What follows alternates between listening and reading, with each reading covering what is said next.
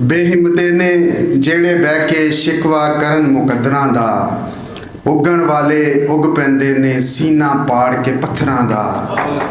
ਮੰਜ਼ਲ ਦੇ ਮੱਥੇ ਦੇ ਉੱਤੇ ਤਖਤੀ ਲੱਗਦੀ ਉਹਨਾਂ ਦੀ, ਜਿਹੜੇ ਘਰੋਂ ਬਣਾ ਕੇ ਟੁਰਦੇ ਨਕਸ਼ਾ अपने सफ़रां दा। जिनकी ज़िंदगी मेहनत, दयानतदारी और जद्दोजहद से इबारत है, जिन्होंने थोड़े अरसे में अपनी मेहनत और लगन के बलबूते पे ये साबित किया कि वो कौन सा उक़दा है जो वाह हो नहीं सकता, हिम्मत करे इंसान तो क्या हो नहीं सकता। मैं आप और आपकी मेहमान शख्सियत, महान शख्सियत, जद्दोजहद की ज़िंदा और जावेद मिसाल, business role model, real estate की तनवीर, रियल एस्टेट की उम्मीद चौधरी अब्दुल मजीद से दरख्वास्त करूँगा कि आप तशरीफ़ लाएँ और अपने ख़यालात का इज़हार करें भरपूर तालियों में और खड़े होकर उनका इस्तकबाल करें प्लीज़।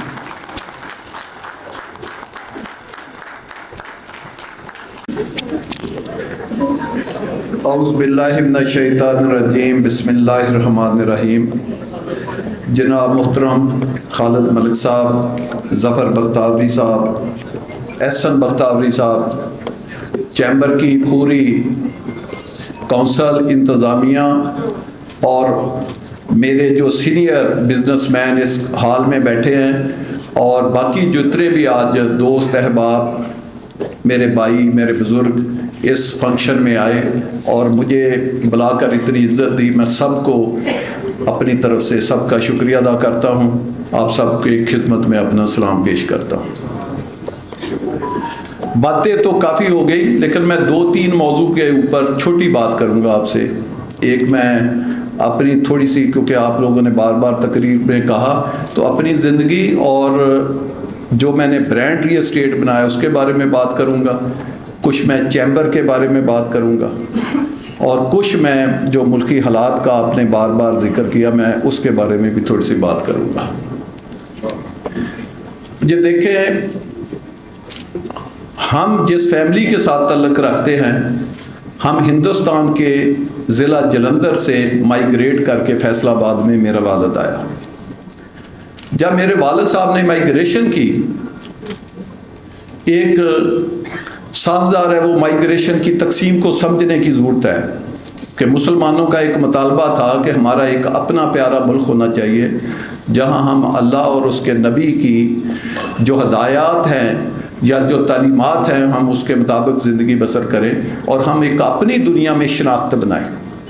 ये जो एक तसव्वुर था, इसको लेके लोगों ने इतनी बड़ी कुर्बानियाँ दी कि उन्होंने अपने घर बार जायदादें छोड़े। उसमें हमने भी एक हिस्सा डाला कि मेरे जो दादा अबू चौधरी खुशी मोहम्मद साहब थे, वो वहाँ पे जलंधर में हेडमास्टर थे, लेकिन उनकी वहाँ डेथ हो गई। मेरे वालिद साहब अपने घर में सबसे बड़े थे, उस वक़्त तो उनकी उम्र 9 साल थी। तो मेरी दादी ने अपने 2 बेटों और 2 बेटियों को लेकर बड़े मुश्किल हालात में पाकिस्तान का रुख किया। तो जब वो फैसलाबाद आए या लाहौर, जहाँ भी वो, अब मुझे याद नहीं कि जो रेलवे स्टेशन था, वहाँ से जब वो उतर रहे थे तो मेरे वालिद साहब वहाँ से वो गुम हो गए उस काफ़िले में, क्योंकि लाखों लोग थे। अल्लाह पाक ने करम किया, कोई 1 साल के बाद मेरे वालिद साहब किसी और बंदे ने देख लिया। वो एक लंबा वाक़या है कि वो हमें, मेरी दादी अम्मा को वापस मिल गए। तो हमने, वो छोटे थे, एक किस्म के मेरे वालिद साहब यतीम थे, उन्होंने अपने वालिद को ना देखा, वो खुशियाँ ना देखी, लेकिन वो सब कुछ छोड़ के पाकिस्तान आए और फैसलाबाद में एक गांव में आकर आबाद हुए। तो वहाँ हम अराइन बरादरी से ताल्लुक़ रखते हैं। तो वहाँ फैसलाबाद आकर हमने, मेरे वालिद साहब ने अपनी एक नई, जब बड़े हुए तो साफदार है, एक यतीम घर से आए थे और वो घर से बड़े थे, तो उन्होंने एक जो जद्दोजहद होती है वो उन्होंने शुरू की और जितनी उन्होंने खुद जद्दोजहद शुरू की उससे 10 गुना वो जद्दोजहद करनी उन्होंने मुझे सिखाई। ये मेरे वालिद साहब का मेरे ऊपर बहुत बड़ा एहसान है कि उन्होंने मुझे ज़िंदगी का एक रास्ता दिखाया और वो रास्ता ईमानदारी اور آنیسٹی سے دکھایا. میں آج آپ کے سامنے میرے گاؤں کے بھی لوگ بیٹھے ہوں گے, میرے علاقے ضلع کے بھی لوگ بیٹھے ہوں گے, میری برادری کے بھی لوگ بیٹھے ہوں گے. میں اپنے والد صاحب کی اگر 100 خوبیاں آپ کو بیان کرنا چاہوں, اس میں ایک خوبی سب سے بڑی ہے کہ میرے والد صاحب کے بارے میں اللہ کی مہربانی سے دعوے سے کہہ سکتا ہوں کہ انہوں نے جتنا عرصہ وہ زندہ رہے مجھے انہوں نے حلال کا رزق کھلایا ہے, حرام کا ایک لقمہ بھی انہوں نے مجھے دکھایا. یہ ان کا سب سے بڑا میرے اوپر احسان ہے. آج ہم ان چیزوں کو بھول گئے ہیں. اب ہم رزق کے کوانٹٹی کے اوپر ہیں, کوالٹی کے اوپر نہیں ہیں کہ ہم کیا کھاتے ہیں. تو بہرحال اللہ پاک نے کرم کیا کہ وہاں سے پھر ہم نے, اللہ نے میرے مقدر میں لکھی تھی, ہم نے فیصل آباد سے اسلام آباد ایک سمجھے مائگریشن کی, ہجرت کی, رزق کی تلاش میں کہیں, ایک نئے مستقبل, ایک نئی دنیا آباد کرنے میں کہیں کہ میں ادھر 87 میں آیا اور میں نے بے شمار جد و جہد کی ہے. یہ آپ بعد میں انسان خیر باتیں تو بڑی کرتا ہے, لیکن اصل جو مہربانی ہوتی ہے وہ اللہ کی ہوتی ہے. جب اللہ کسی کی حفاظت کرتا ہے, اللہ کسی کو بچاتا ہے, تو پھر کہتے ہیں نا کہ انسان کو سلیقہ اور بڑی چیزیں تو پھر آئی جاتی ہے, وہ پھر نفاست بھی آ جاتی ہے, وہ بڑی باتیں بھی کر لیتا ہے, لیکن ہوتا سب کچھ اللہ کی مہربانی سے ہے. تو میں ادھر آیا تو میں نے بھی ایک لازوال جو وہ والد صاحب نے میری ٹریننگ کی تھی, میں نے وہ ایک جد و جہد کا آغاز کیا. تو اللہ پاک نے مختلف جگہ پہ کرتے, یہ اتنی آسان زندگی نہیں تھی سچی جو آپ کو بات ہے. کسی وقت ٹائم ملا تو میں آپ کو بہت یہ ہسٹری بتا سکتا ہوں, لیکن آپ لوگ بیٹھے ہیں, میں کچھ نہ کچھ بتاؤں گا کہ انتہا کی محنت, آپ کی سوچ سے زیادہ میں نے وہ سٹرگل بھی کی اور محنت بھی کی. میں نے اپنی پوری زندگی میں, حالانکہ آپ سب لوگ جانتے ہیں کہ ہم جس فیملی کے ساتھ تعلق رکھتے ہیں یہ ویسے بڑی محنتی فیملی ہے. یہ 1 ایکڑ زمین سے اپنے بچوں کا 1 ایکڑ زمین سے سینہ چیر کے اپنے پورے بچوں کی روزی جو ہے وہ نکال دیتے ہیں. تو اتنی جو جا کر ادھر اسلام آباد جیسے شہر میں محنت کی, اور پھر جب ری اسٹیٹ میں اللہ نے ڈالا تو ادھر سے کرتے. آج کیا اس کی بات کروں کہ آج ماشاءاللہ فیصل ٹاؤن کا اور ملٹی کو میں نے 7 لاجواب پروجیکٹ دیے بڑے بڑے, اور پھر فیصل ٹاؤن کا ایک برانڈ بنایا. ابھی آپ دیکھیں کہ جو FT2 کی میں آخری بات کروں گا کہ جب اس کو میں نے اناؤنس کیا 600-700 ارب کی جو سیل تھی وہ 72 گھنٹے میں ہم نے کمپلیٹ کی. تو یہ کوئی چھوٹی بات نہیں تھی, یہ وہ ٹرسٹ تھا جو اللہ پاک نے لوگوں کے دلوں میں میرے بارے میں ڈالا. تو میں سب کا مشکور بھی ہوں کہ فیصل ٹاؤن برانڈ کو جتنی بھی ہم نے اسکیمیں بنائی ان میں انہوں نے آنکھیں بند کر کے انویسٹمنٹ کی. پھر جو میرے ساتھ ایک ری اسٹیٹ برادری جڑی, جو ان کو میں اپنا چھوٹا بھائی بھی کہتا ہوں, اپنا پارٹنر بھی کہتا ہوں, وہ ہمارے دوست بھی ہیں, ہماری کمپنیوں کا بھی حصہ بھی ہے, ان کی بھی ایک بڑی لمبی چوڑی جو ہے وہ محنت ہے, اس میں زیادہ لوگ اس میں بیٹھے بھی ہوئے ہیں. تو وہ سب دوستوں کا میں شکریہ ادا کرنا چاہتا ہوں کہ آج فیصل ٹاؤن جو ہے نہ صرف اسلام آباد, راولپنڈی, اٹک, پاکستان بلکہ پوری دنیا میں ایک برانڈ کی حیثیت رکھتا ہے. ہم ایک چیز بعد میں مارکیٹ میں لاتے ہیں, وہ گھنٹے میں پہلے سولڈ ہو جاتی ہے. اور ہماری بھی کوشش ہے کہ ہم فیصل ٹاؤن کے چھتری کے نیچے جو پروجیکٹ بنائیں وہ ایک معیاری ڈیولپمنٹ اور کنسٹرکشن کے ساتھ, اور پرائس وائز اس کو کم قیمت کے اوپر ایک جو خدمت کا جذبہ ہے اس کے تحت ہم اپنے مشن کو آگے بڑھائیں. اور جو ہمارا کلائنٹ ہے اس کو ہم نے ہمیشہ فرسٹ پریفرنس دی ہے. ہم سمجھتے ہیں کہ ہماری جو بیک بون ہے وہ ہمارا کلائنٹ ہے, ہم نے اس کا خیال رکھنا ہے. جو ہمارا ممبر ہے, جو جس نے ہمارے پاس پیسے لگائے ہیں, جو ہمارا کلائنٹ ہے, جو ہمارا ممبر ہے, ہم اس کو اپنی ہمیشہ ہم نے اپنے برانڈ میں نمبر 1 ترجیح دی ہے. اور یہ سیل کا ایک سب سے اچھا طریقہ, آپ سارے تاجر ہیں, سارے سیل ہیں, جو آپ کے پاس کلائنٹ آتا ہے, سودا لینے کے لیے آتا ہے, انڈسٹری میں آتا ہے, اگر آپ اس کا خیال نہیں رکھیں گے تو آپ کا بزنس بھی آگے نہیں بڑھے گا. تو لہٰذا ضروری ہے کہ جو لوگ اپنے بزنس کی گروتھ کرنا چاہتے ہیں وہ سب سے زیادہ فوکس جو ہے وہ اپنے کلائنٹ کے اوپر دیں گے تو ان کا بزنس جو ہے وہ ترقی کرے گا. تو ہمارا یہ بالکل موٹو ہے کہ ہم نے جو ہے سب سے زیادہ جو فوکس ہے وہ کرنا ہے اپنے ممبر کے اوپر, اپنا جو انویسٹر ہے اس کے اوپر. ہم نے ان کا خیال رکھنا ہے کہ کس طریقے سے ہم کام کریں, کون سا پیسہ لگائیں کہ ان کی جو پراپرٹی کی ویلیو ہے وہ بڑھے. آنے والے وقتوں میں ہمارا کلائنٹ خوشحال ہو. جیسے E11 کا میں نے پہلا پروجیکٹ شروع کیا تھا, ہم نے 2,88,000 روپے کا پلاٹ دیا تھا. اس وقت ہزاروں میں بھی کیلکولیشن ہوتی تھی, 2,88,000 کا. آج آپ دیکھ لیں اس نے اتنا گرو کیا کہ E11-3 اسلام آباد میں لوگ F11 میں رہائش رکھنا پسند نہیں کرتے, لوگ E11-3 میں رہائش رکھنا پسند کرتے ہیں. 12-14 کروڑ روپے کا صرف 500 گز کا خالی پلاٹ ہے, اور یہ ریکارڈ نہ DHA ابھی تک بیٹ کر سکا ہے نہ بحریہ کر سکا ہے. تو یہ ایک اللہ نے کرم کیا. F17 کی مثال لے لیں, 500 گز کا پلاٹ 90,000 روپے میں دیا تھا. B17 لے لیں, ہم نے جب اوپننگ کی سب لوگ جانتے ہیں 4 لاکھ روپے کا پلاٹ دیا تھا. آج مارکلہ روڈ بنی ہے تو B17 ہاٹ بن گیا اسلام آباد کا, ہر لوگ B17 میں رہنا چاہتے ہیں. فیصل ٹاؤن کا پلاٹ 30-60 کا 14 لاکھ کا دیا تھا, آج 1,90,00,000 کا ایک بلاک کا پلاٹ ہے. آپ اس سے اندازہ لگائیں کہ یہی حال فیصل ہل کا ہے. FT2 کا بھی آپ دیکھیں, ہم 1.5 سے 2 ماہ کے بعد اس کی ڈیولپمنٹ سٹارٹ کر رہے ہیں. وہ ایک نیا پنڈی اسلام آباد بنے گا. ہم نے اس کے اندر ایک ڈاؤن ٹاؤن بنا رہے ہیں جس کے اوپر کمپنی اپنے پاس سے بے شمار سرمایہ جو ہے وہ خرچ کر رہی ہے. کیوں؟ اس کو ہم نے اس لیول کا بنانا ہے کہ جس طرح دنیا میں ایک ترقی کا ایک زینہ ہوتا ہے جس کے اوپر آپ فخر کر سکیں.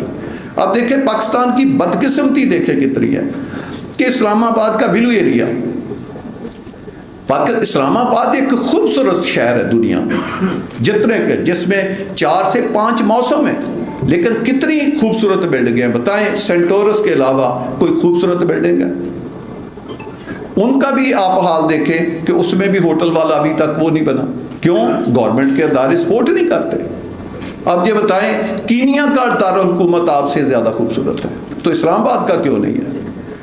ہمارے پاس اگر گورنمنٹ سپورٹ کرے, سپورٹ کا مطلب ہمیں کوئی پیسے نہیں چاہیے. میرے والد صاحب نے مجھے منع کیا, میں نے اپنی 32-33 سالہ بزنس ہسٹری میں کوئی بات نہیں بتا سکتا کہ کسی بینک سے کبھی لون لیا ہو یا کسی آدمی سے لون لیا ہو. 1 روپے کا اپنے کسی پارٹنر سے بھی لون لیا ہو, کسی کو کہا ہو کہ یار اتنے پیسے دے دیں, اس نے کوئی پراپرٹی ہم سے خریدی ہے تو وہ تو ہمارا کاروبار ہے بھائی. لیکن ہم نے کسی بھی مد سے کبھی لون نہیں لیا. ہمیں گورنمنٹ سے کوئی لون نہیں چاہیے. ہم تو گورنمنٹ کو مانتے ہیں. آپ سب کو پتہ ہے جو پچھلی سے پچھلی آکشن تھی, اسلام آباد کا سب سے مہنگا پلاٹ ہم نے لیا تھا بلو ایریا میں, F11 کے F9 پارک کے بالکل سامنے ہے. اگر آج CD اس کے FAR کا مسئلہ سیٹ کرتی ہے, میں آپ کو یقین دلاتا ہوں کہ میں صرف پاکستان اسلام آباد کی نہیں, پاکستان کی ایسی خوبصورت آپ کو بلڈنگ اور اتنی تیز بنا کے دکھاؤں گا کہ دنیا بھی رقص کرے گی اور ہم بھی کہیں گے کہ پاکستان اتنا. لیکن یہ کسی کو کام کرنے دیں, میں اپنے پاس سے پیسہ لگاؤں گا اور خوبصورت بلڈنگ بنا کے دوں گا. گورنمنٹ کو بھی اس میں سے فیسلٹی ہوگی کہ میں گورنمنٹ کو ایک فلور دے سکتا ہوں کہ کم از کم جو بڑی بڑی کانفرنس ہیں, بڑے بڑے لوگ دنیا کے آئیں تو وہ آ کر ادھر چائے پئیں, ادھر اپنی میٹنگ کریں, دنیا بھی دیکھے کہ پاکستان کتنا خوبصورت ہے. اگر ہم پاکستان دنیا کو نہیں دکھائیں گے تو بتائیں کیسے سرمایہ کاری آئے گی.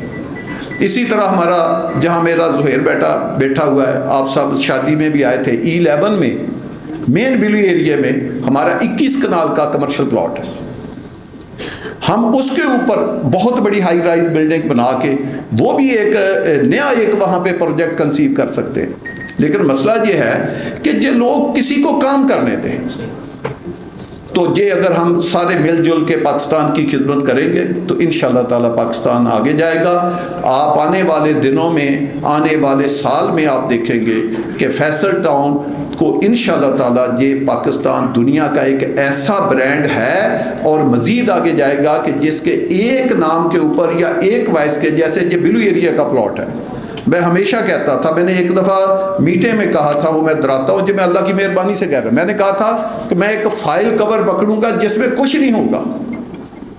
میں ایسے ہی کہوں گا کہ یہ اس کی پرائس ہے, مجھے 10 منٹ میں 100 ارب سے زیادہ کی سیل چاہیے. تو میں نے کہا میں بلو ایریا اسی پلاٹ میں بیٹھ کے انشاءاللہ آپ کو کر کے دکھاؤں گا. تو انشاءاللہ تعالی ہم نے یہ فیصل ٹاؤن برانڈ کو بھی آگے لے جانا ہے. اس میں آپ سب دوست، میری ریل اسٹیٹ برادری، ہمارا جو انویسٹر ہے، ہمارا جو ممبر ہے، اس کا تعاون ہمیشہ ہمیں چاہیے. اور میں ان کا بہت زیادہ شکر گزار ہوں کہ پچھلی 30 سالہ 32 سالہ ہسٹری میں ان ممبر نے، ان کلائنٹ نے ہمارا ہر اچھے برے وقت میں، اور ہماری ریل اسٹیٹ برادری نے ہمارا بہت زیادہ جو ہے وہ ہمارا ساتھ دیا ہے. تو میں ان سب کا جو ہے وہ شکر گزار ہوں. 2 چیزیں میں چیمبر کے حوالے سے کہنا چاہتا ہوں. چیمبر جو ہے یہ ایک بہت بڑا فورم ہے. میرا خیال ہے اس کو ایک ڈیفرنٹ طریقے سے ہمیں اس کو یوز کرنا چاہیے اور اس سے بینیفٹ لینے چاہیے گورنمنٹ سے. آپ دیکھیں دنیا کوئی ایک آپ ملک اٹھا لیں جس کی اکانومی بڑی ہوگی، اس میں دولت مند یا امیر لوگ بھی زیادہ ہوں گے. یہ ہو نہیں سکتا کہ اس ملک کی اکانومی بڑی ہو اور اس میں امیر کوئی نہ ہو. یہ ترقی کا نمبر 1 زینہ ہے جس کو ہمیں بھی سمجھنے کی ضرورت ہے. آج ہم سارے یہ کہتے ہیں، ہم نے بچپن سے سنا ہے ایک لفظ، آپ نے بھی سنا ہوگا، میں 1-2 باتیں صرف آپ کے سامنے گوشگوار کروں گا کہ جی پاکستان میں ہائیڈرل سے بجلی پیدا کرنے کی صلاحیت 1 لاکھ میگا واٹ سے زیادہ ہے. جی آپ بچپن سے سنتے آ رہے ہیں، میں نے جب سے ہوش سنبھالی ہے میں یہ بات سنتا رہا ہوں. اور یہ درست اس وجہ سے بھی ہے کہ پاکستان میں اس ماڈل کے اوپر کام کیا گیا. صدر ایوب صاحب نے 2 ڈیم پاکستان کو دیے، ایک تربیلا اور ایک منگلا. دونوں کی اگر کیپیسٹی لکھیں تو 10,000 میگا واٹ کے قریب ان کی کیپیسٹی تھی، جو کہ 1990 تک کافی تھی. اور یہ انہوں نے کب ڈیم بنائے آپ دیکھ لیں، انہوں نے اپنے دور صدارت میں یہ ڈیم بنائے. تو پاکستان کو اس وقت جو ہماری حکومت تھی، کوئی بھی حکومت تھی، ہم نے کسی کا نام نہیں لینا، ان کو یہ سوچنا چاہیے تھا کہ یہ اگر 2 بڑے میگا ڈیم بنے ہیں تو ہم اگلے 50 سال 100 سال 25 سالہ پلان بنا کے اس میں جو چھوٹے ڈیم ہیں 5,000 میگا واٹ کے، 4,000 3,000 2,000 1,000 500 اور 100 میگا واٹ کے، وہ ہم نے 500 ڈیم بنانے ہیں. اگر آج آپ نے واٹر ریزروائر بنائے ہوتے، پاکستان کو نہ کبھی پانی کی کمی ہوتی اور نہ کبھی بجلی کی کمی ہوتی. اگر ہائیڈرل سے آپ نے بجلی پیدا کی ہوتی تو 1 روپے یونٹ آپ کی بجلی آج بن رہی ہوتی، اور ہم 1.5 روپے یونٹ انڈسٹری کو بجلی دے رہے ہوتے، اور 1.25 روپے ہم گھروں کو بجلی دے رہے ہوتے. یہ پوچھنا چاہیے کہ آپ لوگوں نے یہ کیوں نہیں کیا. میری اب بھی درخواست ہے کہ چیمبر جو ہے، یہ چاہے چیمبر کے فورم پہ یا چیمبر اسلام آباد chamber and industry private limited ایک کمپنی بنا کے اس کے اوپر شیئرنگ ڈالیں اور اس کا ایک بورڈ آف ڈائریکٹر بنائے. ان کو ایک کمپنی کھولنی چاہیے جو subsidiary who chamber of commerce کی، کھول کے، اور اس کا ٹاپ آف دی لائن ایک CEO مقرر کرنا چاہیے، کر کے جو گورنمنٹ کے ساتھ نیگوشیٹ کرے کہ بجائے باہر سے عربی بولنے والے، انگلش بولنے والے، جن کے ہم چرچ تو جلانا جانتے ہیں، اور انہی لوگوں سے جا کر پھر ہم چندہ بھی مانگتے ہیں اور ان سے مدد بھی مانگتے ہیں. صرف ہے کہ ادھر ان کا نام مسیح ہے، وہاں ان کا نام کچھ اور ہے. فرق ایک ہی ہے، سکن ایک ہی ہے، کیٹیگری ایک ہی ہے.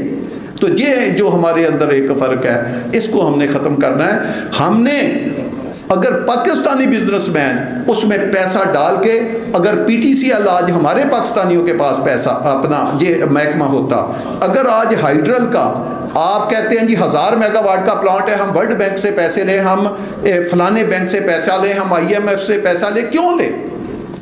ہم کیوں نہ پرائم منسٹر سے بات کریں کہ جی ہم ہائیڈرل کا 1000 میگا واٹ کا پلانٹ لگاتے ہیں. میرے پاس تو اس سے بھی اچھی پرپوزل ہے جو میں آپ کو دینے لگا ہوں کہ آپ ہمیں 24 گھنٹے میں اس کی زمین ہمارے حوالے کریں، پاور پرچیز ہم سے ایگریمنٹ کریں، اور بتائیں ہم کس گریڈ اسٹیشن میں ہم نے کس گریڈ میں یہ بجلی ڈال دیا، نیشنل گریڈ میں.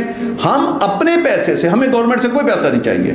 ہماری یہ جو چیمبر کی کمپنی ہے یہ ہم آپ کو 3 سال میں ہائیڈرل کا پلانٹ لگا کے دکھاتی ہے. تو یہ کتنے میں بجلی پیدا ہوگی؟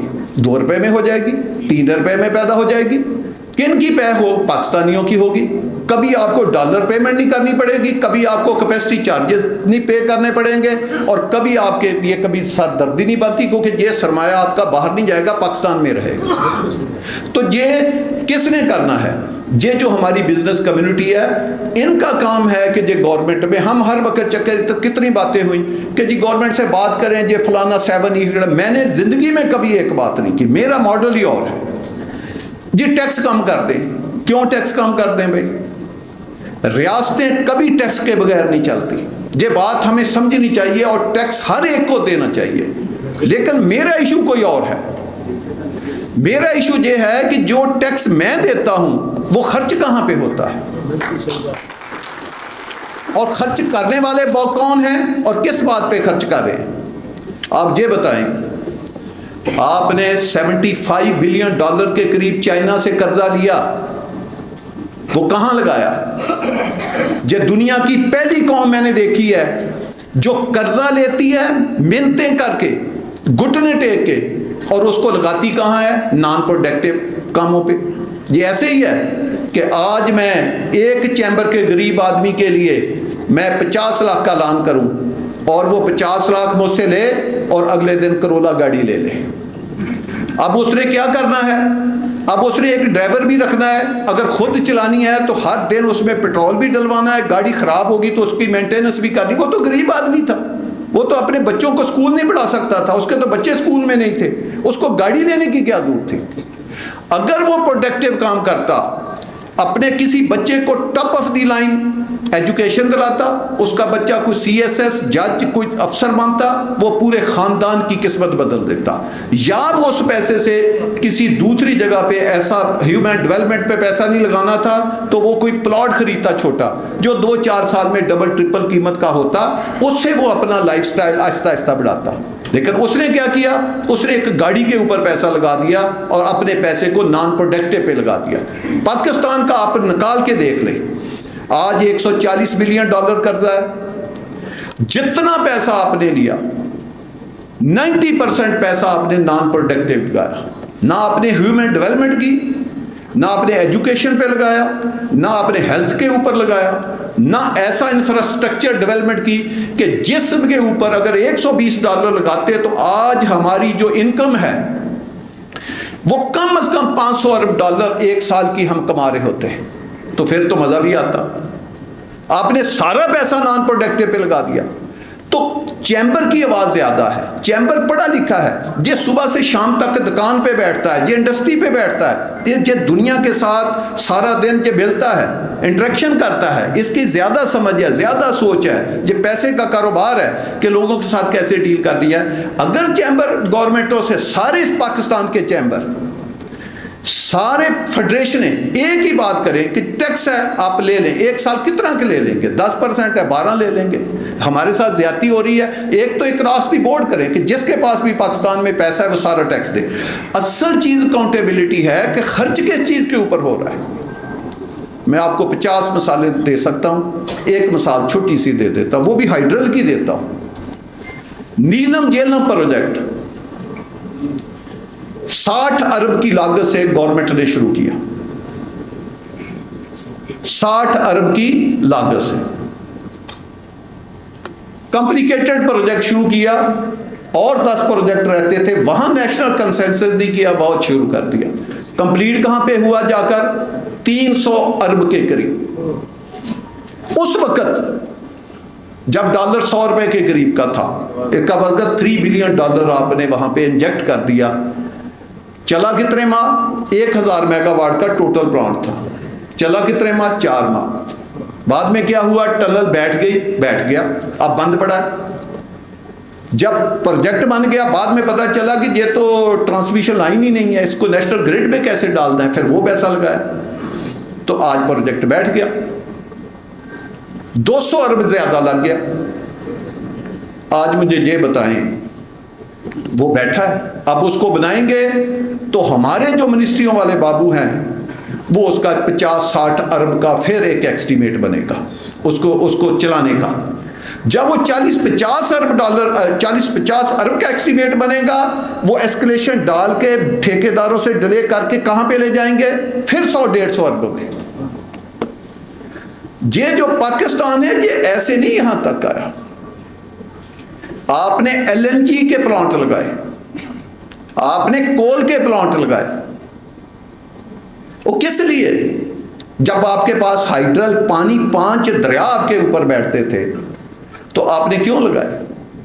آپ نے قرضے لے کر وہ چیزیں کیوں بنائی جس میں ہر سال, میں نام نہیں لینا چاہتا ان پروجیکٹوں کا, آپ سارے سمجھ جائیں گے کہ ہر سال سبسڈی دینی پڑتی ہے ایک پروجیکٹ میں. کیوں؟ غریب ملک میں. یہ کس لیے بنائے گئے؟ میں اس کی وجہ نہیں بتانا چاہتا, وہ آپ سب جانتے ہیں. تو یہ چیمبر کا کام ہے کہ گورنمنٹ سے بات کرے کہ ہم تاجر برادری ہیں, یہ 24-25 کروڑ عوام ہے جو ٹیکس دیتے ہیں. آپ کا تو صرف کام, گورنمنٹ فنکشنری کا کیا کام ہے؟ گورنمنٹ کس لیے معرض وجود میں آتی؟ جب میرا پیسہ ہے میں خود خرچ کروں, میں گورنمنٹ کو کیوں دوں؟ یہ سوچنے والی بات ہے کہ میں نے اگر ٹیکس دینا میں گورنمنٹ کو کیوں دوں؟ میں گورنمنٹ مجھے خود کہہ دے آپ نے اتنا پیسہ ویلفیئر کا 10% لگانا ہے انکم کا, میں لگا کے گورنمنٹ کو لسٹ بھیج دیا کروں گا, میں گورنمنٹ کو کیوں پیسہ دوں گا؟ گورنمنٹ کو پیسہ اس لیے دیا جاتا ہے کہ ایک سسٹم گورنمنٹ کا بنتا ہے, اس میں کچھ ایڈمنسٹریٹو کاسٹ ہوتی ہے اور کچھ ہوتی ہے کہ پورے پاکستان کے تمام جگہ پہ ایک جیسی ترقی ہو, اور ڈیفنس کے لیے پیسہ ہمارے پاس بچنا چاہیے. اس کے لیے پیسہ گورنمنٹ کو پول کر کے دیا جاتا ہے کہ گورنمنٹ ایک پیسہ لگائے. گورنمنٹ فنکشنری کا صرف ایک کام ہے, اس کو کیونکہ پیسہ ایک جگہ اکٹھا خزانے میں ہو رہا ہے, وہ صرف امین ہے پیسہ خرچ کرنے والا, اس کا اور کوئی کام نہیں ہے, اس نے کوئی اور دوسرا کام نہیں, وہ اس پیسے میں سے 1 ٹکا نہیں لے سکتا. لیکن ہمارے حکمرانوں نے کیا کیا کہ اس خزانے کو اپنی ذاتی ملکیت سمجھا. ایک برج بنتے, وہ کیا اس کو کہتے ہیں, ہم نے برج بنا دیا, اس پہ تختی کا افتتاح. آپ نے کیسے بنا دیا؟ کبھی کسی نے نہیں کہا. ہر بندہ کہے گا یار وہ فلانی گورنمنٹ بڑی اچھی تھی, اس نے ہمیں یہ برج بنا کے دیا. ہمارے بھی دلوں میں انہوں نے ڈال, وہ کیسے آپ کو برج بنا کے دیا؟ وہ تو میرے پیسوں کے سے بنا برج ہے, وہ میرا برج ہے, میں نے اپنے پیسوں سے بنایا, میرے پیسوں سے بنا ہوا ہے. کیسے بنایا؟ یہ جو ہاسپٹل ہے یہ میرے پیسوں کا بنا ہوا ہے.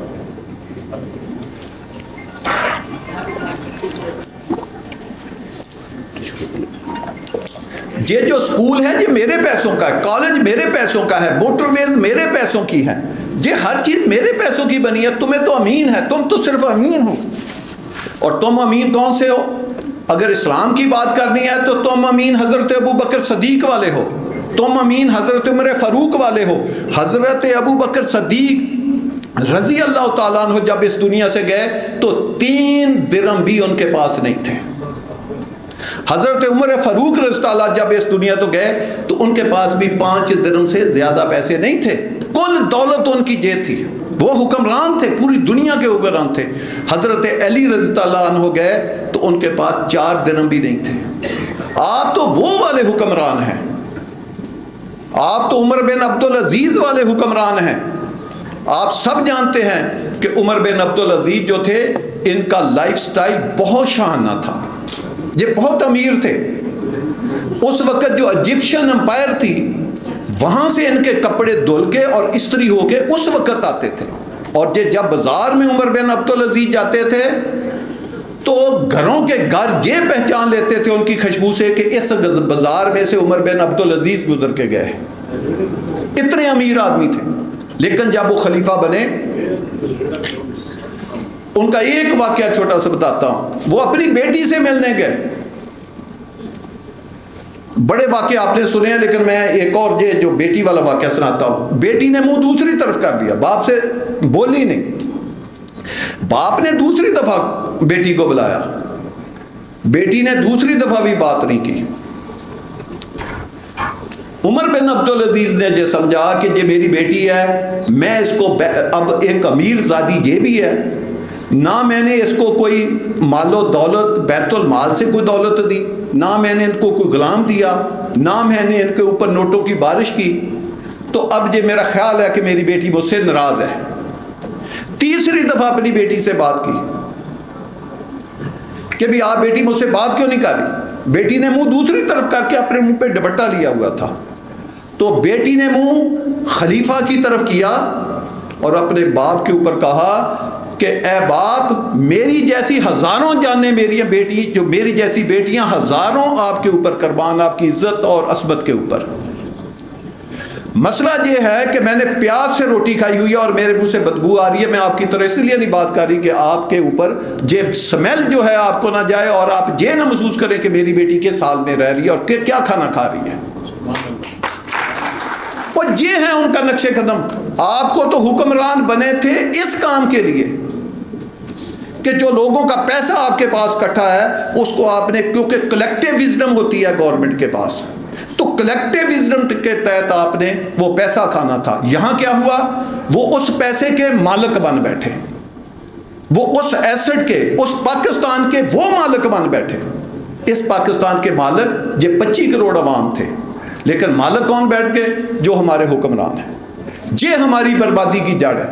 پھر انہوں نے یہ نہیں دیکھا کہ ہم یہ پیسہ کہاں پہ لگا رہے ہیں، اور ہم نے یہ نہیں پوچھا کہ وہ پیسہ کہاں لگا رہے ہیں. یہ ہماری بھی غلطی ہے. چیمبروں کی ایکسیس ہے.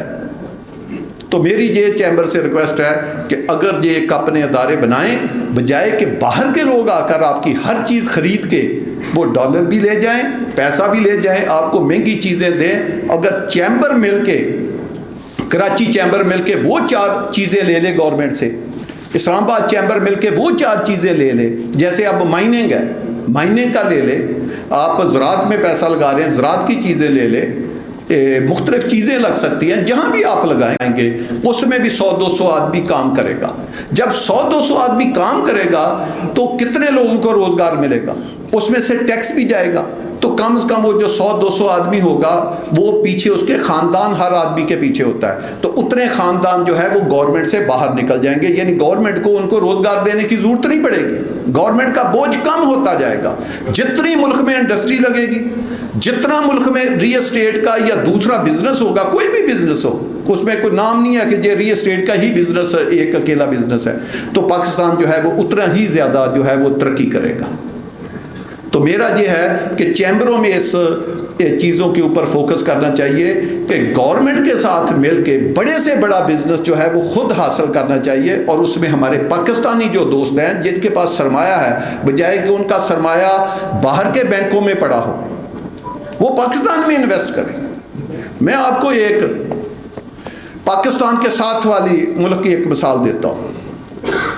وہ اس وجہ سے دے رہا ہوں، ورنہ میں شاید تو اس ملک کی مثال نہ دوں. اس وجہ سے دے رہا ہوں کہ ہم پہلے ایک ہی ملک میں رہتے تھے، انڈیا کی دے رہا ہوں. 1990 تک ہماری کرنسی ان سے زیادہ تھی، ان کی کرنسی ہمارے سے کم تھی. نریندر مودی ایک بدنام زمانہ پرائم منسٹر ہے انڈیا کا، جس نے مسلمانوں کے اوپر زیادتی کی. آپ کو وہ گجرات کا ٹرین کے پورے واقعے یاد ہے، میں اس ڈیٹیل میں نہیں جانا چاہتا. وہ آدمی جب گجرات کا وزیر اعلیٰ بنا، یہ ذرا آپ نے بات بہت غور سے سننی ہے، یہ ہے ہماری تباہی اور بربادی کی جڑ، کہ لوگ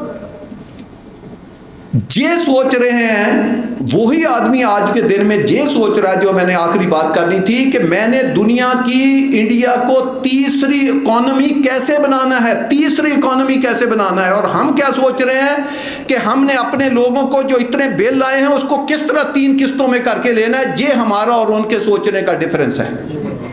ہماری تیسری میٹنگ اس بات پہ ہو رہی ہے، 3 کیبنٹ کی میٹنگ ہو رہی ہے اس بات پہ کہ جو بجلی کے بل آئے ہیں کیسے لوگوں کو مطمئن کیا جائے. یہ ہے بدقسمتی. جب وہ وزیر اعلیٰ گجرات بنا، ایوریج زین کا بندہ ہے، ایوریج زین کا، میں تو اس کو ایوریج زین کا بندہ، لیکن وہ اپنی ریاست کے ساتھ انتہائی مخلص ہے. بڑا کام کرنے کے لیے بڑا پڑھا لکھا ہونا نہیں ضرورت ہے. اس پاکستان میں بڑے بڑے پڑھے لکھے آئے، پڑھے لکھے لوگوں کا نہیں، آنیسٹ لوگوں کا اور ویگنری لوگوں کی ضرورت ہے. ایوریج زین کا بندہ تھا، اس نے سوچا کہ میں اپنے گجرات کو کیسے اوپر لے جاؤں. وہ ایک بزنس مین کو فون کرتا تھا کہ یار آپ آ کر اپنا جو بزنس ہے اس کا ہیڈ آفس میرے گجرات میں بنائیں. تو جب اس سے اس کی ٹاک ہوتی تھی وزیر اعلیٰ کی تو وہ باتوں باتوں میں پوچھتا تھا، وہ کہتا نہیں نہیں یار ہم تو نہیں ادھر بنا سکتے، ہم دہلی کی طرف ادھر ہی ہمارا ہیڈ آفس ہم بنائیں گے، کیپٹل کی طرف بنائیں گے، ادھر نہیں ہم بنا سکتے۔ وہ اس سے باتوں بات یار کیوں نہیں بنا سکتے؟ نہیں نہیں یار آپ ہاں اس کے لیے اتنے 1000 ایکڑ زمین ہوتی ہے، اتنا انفراسٹرکچر ہوتا ہے، اتنی گیس، اتنی بجلی، جو وہ چیزیں، اتنے NOC ہوتے ہیں، وہ ہر چیز اس سے ڈسکس کرتا رہا۔ جب وہ 2-3 ماہ ہو گیا، اس نے اس سے اتنا ذاتی بزنس مین سے تعلق بنا لیا، اتنا ذاتی بزنس مین سے تعلق بنا لیا کہ اس کو مجبور کر دیا کہ آپ گجرات آئیں، آپ ہیڈ آفس کا خیال لے کر آئیں تو باقی کام میں کروں گا۔ وہ گجرات آیا بندہ، اس کو کنونس اتنا کر دیا۔ یہ آپ کو میں نے آگے جا کر اس بات کا دوسرا پہلو بتانا، یہ بات آپ نے غور سے اپنے ذہن میں رکھنی ہے۔ جب وہ گجرات میں آیا، اس کے ساتھ کھانا کھایا، اس کو سائڈ پہ لے گیا۔ مودی نے کہا کہ یہ جو زمین ہے یہ بتائیں آپ کے پلانٹ کے لیے کافی ہے، just fit for your industry? انہوں نے کہا جی بالکل ٹھیک۔ انہوں نے کہا جی یہ ہوگی، کتنے NOC چاہیے؟ 10۔ اس نے کہا جی ابھی بیٹھے، جنگل میں ٹینٹ لگا ہوا تھا، اس نے کہا کہ آپ کو 30,000 کنال زمین چاہیے، یہ لیں زمین کی ایلوکیشن کا لیٹر، یہ 30,000 کنال زمین آپ کی کمپنی کے نام کر دی ہے، اور بغیر پیسوں کے کر دی ہے، اور بغیر رجسٹریشن فیس کے کر دی ہے۔ NOC چاہیے، یہ لیں 11 NOC۔ انفراسٹرکچر چاہیے، کل سے روڈیں بننی شروع ہو جائیں گی۔ بجلی چاہیے، کل کو آ جائے گی، آپ کل سے پلانٹ شروع کریں۔ کاروں کا پلانٹ لگا۔ جب وہ کاروں کا پلانٹ لگا ایک کاروباری آدمی کا، اس نے وہ لگایا تو گجرات کے لوگوں کو بے شمار روزگار، ایک نئی دنیا آباد ہوگی۔ ہیڈ آفس جب کاروں کا بنا وہاں پہ، تو اتنا جب روزگار ملا اور اربوں میں جو جب ٹیکس بننا شروع ہوا، تو وہی بات اس نے اپنے دوسرے لوگوں کو کہی، تو پھر دوسرے والا بھی آ گیا، پھر اور انڈسٹری لگنی شروع ہوگی۔ اس کا نتیجہ کیا نکلا کہ اس کا بزنس کمیونٹی میں ایک ہاتھ پڑ گیا اور اس کے ساتھ اس نے اپنا تعلق بنا لیا۔ بجائے کہ وہ لوگ پیسہ آگے بھی چلے جاتے، وہ اس کی ریاست میں یا اس کی اپنی جو اسٹیٹ تھی گجرات، اس میں لگنا شروع ہو گیا، گجرات ترقی کرنا شروع ہو گیا۔ آپ نے بڑے الزام لگائے کہ یہ ٹرین ہے، یہ ہے، وہ 2 دفعہ وزیر اعلیٰ منتخب ہو گیا۔ جب وہ فیڈرل میں گیا، کوئی آدمی نہیں کہہ رہا تھا کہ BJP کا یہ جو بندہ ہے یہ پرائم منسٹر بنے گا، یہ اس دوڑ میں ہی شامل نہیں تھا۔ اب وہاں پہ بزنس مینوں نے کٹ کیا، انہوں نے کہا کہ یہ جو بندہ ہے اس نے ہم سے اتنی بڑی بڑی فیور اس طرح دی جیسے یہ ہمارا باپ تھا، اور اس نے ہم سے لیا کیا 0.001% چائے کا کپ بھی اس نے ہم سے نہیں لیا۔ ہمارے کیا کرتے ہیں، کسی بزنس مین سے تعلق رکھتے ہیں تو اپنے فائدے کے لیے رکھتے ہیں۔ پاکستان کے لیے کسی نے تعلق نہیں رکھا کہ یار اس کو بلاؤ، یہ جو مانگتا ہے اس کو دے۔ تو جب وہاں فیڈرل میں گیا تو اس نے بزنس مینوں کی میٹنگ کی جنہوں نے گجرات میں کاروبار کیا تھا۔ انہوں نے کہا کہ ہمیں پرائم منسٹر اس آدمی کو بنانا چاہیے اور اس کے پیچھے اپنا پیسہ اتنا کہ انویسٹ کر دینا چاہیے جتنی اس کو ضرورت ہے۔ تو وہ جا کر جب انہوں نے میٹنگ کی، 10 20 50 یا 100 وہ بزنس مین کٹھے ہوئے، وہ گئے اس کے پاس، اس کو کہا جی آپ پرائم منسٹر کے کینڈیڈیٹ بنے، پیسہ ہم آپ کے پیچھے لگائیں گے جتنا آپ کہیں گے۔ اس آدمی نے نیشنلزم کا جو بھی اس نے ہندوازم کا نعرہ لگایا، اچانک وہ صف میں نمبر 1 آ گیا، وہ پرائم منسٹر بن گیا۔ آج دیکھیں، یہ سوچنے والی بات ہے، جس کو ہم دشمن کہتے ہیں وہ چاند پہ پہنچ گیا۔ آج اس کی ایکسپورٹ 400 سے لے کر 600 ارب ڈالر سے زیادہ کی ہے۔ آج اس کے ریزرو ٹریلین آف ڈالر میں ہیں۔ آج اس کا پرائم منسٹر کھڑے ہو کے یہ کہتا ہے کہ میں دنیا کی تیسری بڑی اکانومی اگلے 2 سال میں یا 3 سال میں اپنے ملک کو بناؤں گا۔ کیا ہم نے بھی کبھی یہ سوچا ہے؟ ہمارے بھی ملک نے کبھی کسی پرائم منسٹر نے کہا ہے کہ میں ملک کی اکانومی کو اتنی فلانے پہ بناؤں گا؟ ہمارے یہ بندے کہتے ہیں کہ یہ بہت ظلم ہے جی یہ جو بجلی کے بل بڑھے. کس وجہ سے بنے ہیں؟ جو اس کی غلطی کی وجہ سے بنے. اگر اس وقت دیکھا جائے جس وقت کی غلطی کہتے ہیں تو شاید ان کا اپنا ہی نام ان کے سامنے آ جائے کہ اس وقت بھی یہی حکمران تھے. یہ ہے بدقسمتی کہ ہم نے ملک کا وہ نیشنلزم کے ساتھ اپنے ریاست کے ساتھ جس طرح ہمیں سوچنا چاہیے تھا, جس طرح ہم نے کرنا چاہیے تھا, ہم نے وہ نہیں کیا. تو ہم دنیا کی صف میں کیا ہو رہے ہیں؟ ذلیل و خوار. ہر اچھے کام میں آپ لاسٹ ٹاپ 10 پہ ہیں. کوئی ایک انڈیکس نکال کے دیکھ لیں, ہر برے کام میں پہلے 10 نمبروں میں ہیں. حالانکہ ہم پاکستانی ایک بہترین قوم, بہترین 4 موسم, دنیا کی top of the line location رکھنے والے, ہمارے جیسا ہماری جیوگرافک جو ہماری صورتحال ہے یہ دنیا میں اللہ کسی ملک کو نصیب کرتا ہے. کیوں؟ ہمارے ایک طرف 1.5 ارب آبادی کا ملک چائنا ہے, دوسری طرف 1.25 ارب زیادہ سے آبادی کا ملک انڈیا ہے, ایک طرف ایران ہے, ایک طرف افغانستان ہے. اگر آپ میں سے کوئی ایک بچہ کوئی اچھا ٹک ٹاک بناتا ہے, ایک اچھی سوئی بناتا ہے, ایک اچھی پانی کی بوتل انوویشن کرتا ہے, ایک موبائل فون بناتا ہے, کوئی ایک پھول اگا دیتا ہے ایسا, کوئی ایک سبزی اگا دیتا ہے, کوئی ایک برشی بنا دیتا ہے, ٹوتھ پیسٹ ہی بنا دیتا ہے, تو وہ کتنے ملکوں کو ایکسپورٹ ہو سکتی ہے؟ 3 ارب انسان آپ کے ساتھ بیٹھے ہیں. اگر آپ اس میں 1 روپیہ پروفٹ ایک چیز کا بھی رکھیں تو آپ پر ڈے کے حساب سے اربوں روپیہ کما سکتے ہیں. اتنی بڑی آپ کے ساتھ آبادی والے ملک ہوں اور آپ پیچھے ہوں, اور آپ کے سمندر ہوں. معذرت کے ساتھ دونوں ملکوں کو آپ کے سمندر کی ضرورت ہے اگر انہوں نے اپنے فاصلے کم کرنے ہیں. یہ ٹریڈ کا اب دور ہے, اب یہ کمیونیکیشن کا دور ہے. کمیونیکیشن کے تمام ذرائع جو ہیں یا جو راستے ہیں وہ آپ کے ملک سے گزرتے ہیں. آپ اس کے باوجود آگے نہ بڑھ سکے, آپ اس کے باوجود آگے فائدے نہ ساتھ لگے. لوگوں نے اپنے ریگستان بنا کے کدھر لے گئے. ہم نے کیا کیا؟ ہم نے اپنا جو نگلستان تھا اس کو ریگستان بنا دیا. کس وجہ سے نہ بنایا؟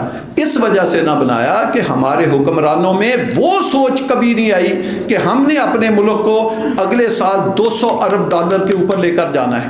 جس دن انہوں نے ٹارگٹ ہمارے ملک میں جب بھی کوئی محکمہ پکڑتا ہے اس کو پکڑتا ہے کہ جی آپ نے فائل کے اوپر سائن کیے, بتائیں آپ کو کیا جلدی تھی, آپ نے ایک ہی دن میں سارے سائن کیے. اور کبھی اس ملک نے اس کو بھی پکڑا ہے کہ جس نے 3 سال ایک سیٹ پہ بیٹھا رہا اور ایک دفعہ بھی کسی چیز کے اوپر دستخط نہ کیا. کبھی صاحب لیا ہے؟ کبھی HR کا محکمہ پاکستان میں سب سے تھکا ہوا محکمہ ہے, کبھی HR والوں نے پوچھا ہے کہ آپ کا یہ جو ڈپارٹمنٹ ہے اس کے اوپر ہم 2 ارب روپے پر منتھ خرچ کر رہے ہیں, آپ بتائیں آپ کی اس کے آؤٹ پٹ کیا ہے, آپ کیا ملک کو دے رہے ہیں؟ کبھی کسی افسر سے حساب لیا ہے انہوں نے؟ نہیں لیا. تو جب ملک کا خزانہ اتنی تیزی کے ساتھ ایک طرف خرچ ہو رہا ہے اور اس کا کوئی حساب نہیں, تو دوسری طرف پھر عوام سے آپ کیا توقع رکھیں گے, اور آپ کیسے کہیں گے کہ آپ دنیا کی ایک قوم میں جو ڈیولپ قومیں ہیں یا جو ہمارا ملک ہے ہم اس میں ترقی یافتہ ملکوں کی صف میں کھڑے ہو جائیں گے. حالانکہ ہم مسلمان ہیں, مسلمان کی ہسٹری ہے کہ وہ کبھی زندگی میں مایوس نہیں ہوتا. یہ ہمارے اسلام کی بھی تبلیغ ہے, اور یہ as a successful business man کی بھی ضرورت ہے کہ میں ایک بزنس کرتا ہوں, آج حالات اچھے نہیں تو میں مایوس ہو جاؤں. نہیں, میں لڑوں گا حالات کے ساتھ, فائٹ کروں گا, اپنی سروائیول کی جنگ لڑوں گا. مسلمان نہیں کرتا. میں آپ کو 2 واقعے سناتا ہوں, ایک اپنے نبی علیہ السلام کا سناتا ہوں اور ایک قرآن سے واقعہ سناتا ہوں. آپ سورۃ کہف پڑھیں, اس میں کچھ نوجوان تھے جنہوں نے جو اللہ کے ماننے والے تھے, اور اس وقت رومن امپائر تھی, تو وہ یہ تبلیغ کرتے تھے کہ اللہ ایک ہے, اس کا سسٹم اس دنیا میں رائج ہوگا.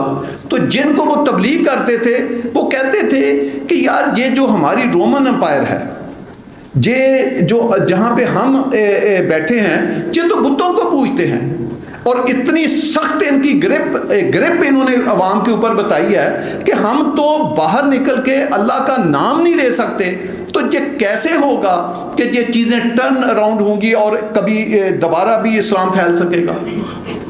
وہ تبلیغ کرتے تھے لیکن ان کے ایمان پکے تھے.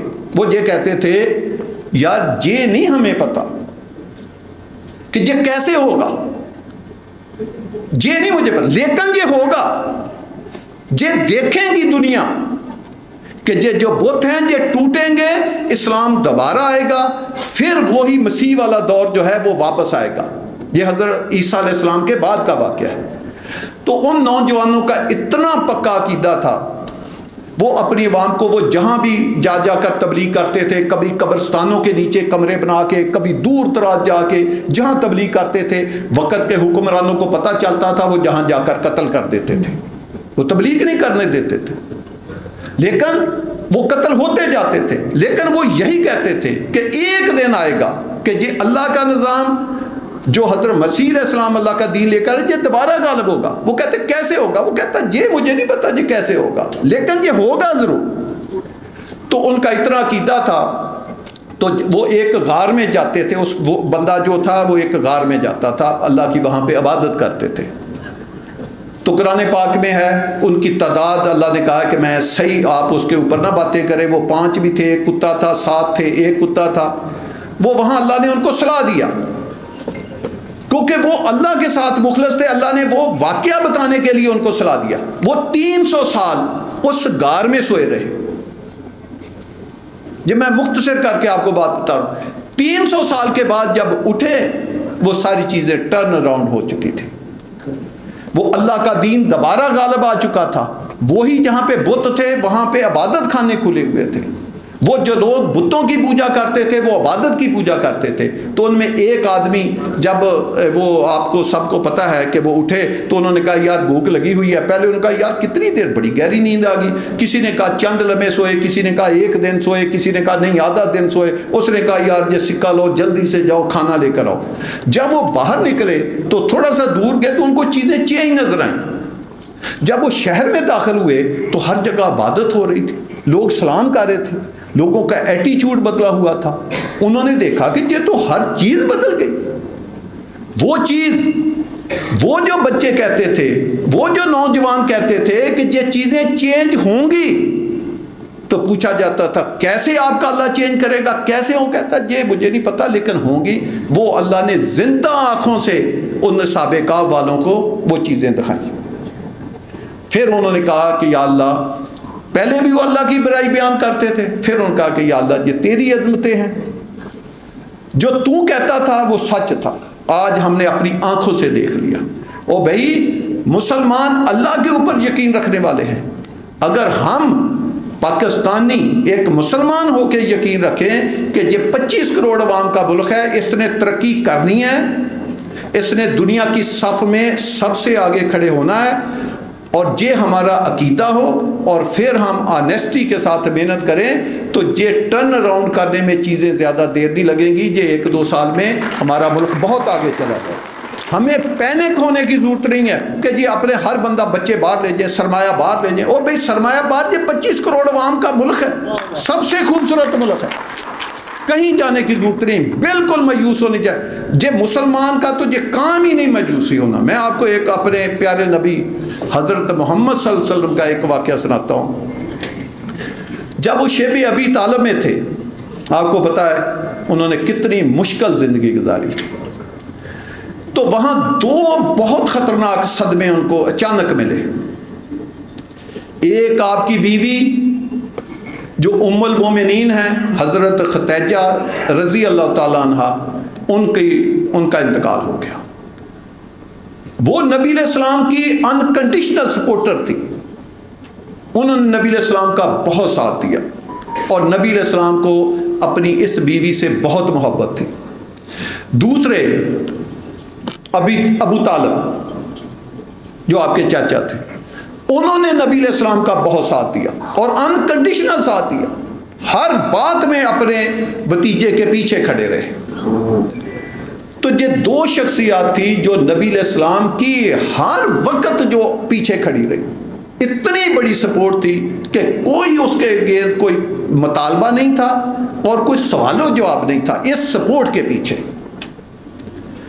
تو دونوں کا اچانک انتقال ہو گیا۔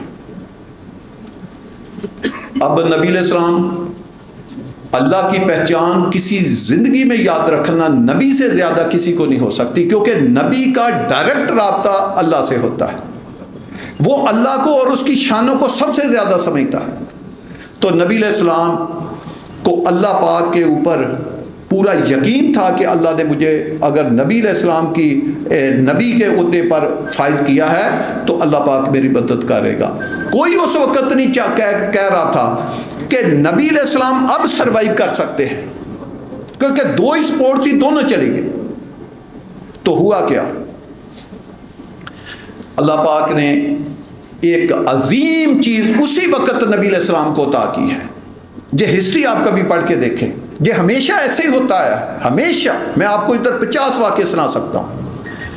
جو معراج کا واقعہ ہے وہ اس کے فوراً بعد آیا، یعنی ایک طرف یہ حال ہے، دوسرا ان کی ڈٹرمینیشن نبی علیہ السلام کی اللہ کے ساتھ بہت اعلیٰ پائے کی تھی۔ تو اللہ نے اس کا پھل کیا دیا کہ ان کو اپنے عرشوں کے اوپر بلا دیا، جو کسی نبی کو اس طرح نصیب نہیں ہوا۔ اور اس سفر میں آپ کو پتہ ہے کہ اللہ نے کیا راز و نیاز اور کیا کیا اپنے نبی کی خدمت کی، اور کیا کیا ان کو سیریں کرائیں، اور کیا کیا ان کو تحفے دیے۔